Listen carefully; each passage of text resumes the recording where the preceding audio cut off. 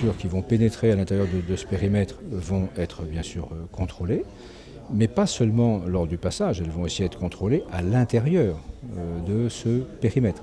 Donc ceux qui pensent pouvoir échapper à un contrôle pendant la journée par exemple, en seront pour leurs frais. Les sanctions, ce sera une amende, bien sûr, et ce sera bien sûr un rappel à la loi pour en tout cas tous ceux qui seront en infraction par rapport à cette mesure nouvelle pour la métropole, mais qui était annoncée depuis de nombreux mois, comme chacun le sait ici.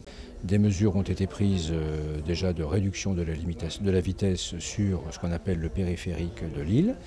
Mais les mesures qui touchent les automobilistes demain ne sont pas les seules, puisque d'autres mesures ont été prises qui touchent l'activité industrielle, qui touchent l'activité agricole, mais qui touchent aussi les particuliers, car je rappelle que la pollution de l'air, c'est pour un tiers l'activité économique, un tiers le transport et un tiers enfin chacun de nous dans sa vie privée. Et donc il est demandé instamment, demain, à tout à chacun, de ne pas faire de feu de cheminée, par exemple, pour limiter, bien sûr, les effets de serre. C'est une première, effectivement, sur la métropole européenne de Lille. Je crains, hélas, que ce ne soit pas la dernière.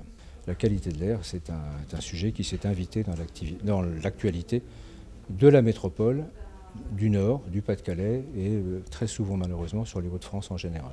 Mais au-delà de critères, il y aura aussi bien sûr des contrôles de vitesse particulièrement sévères sur l'ensemble des infrastructures concernées du Nord, du Pas-de-Calais et de l'Oise. Si jamais l'alerte pollution est levée pour demain, il n'y aura donc plus de circulation différenciée. Si hélas l'alerte pollution est maintenue, il y aura à nouveau circulation différenciée demain.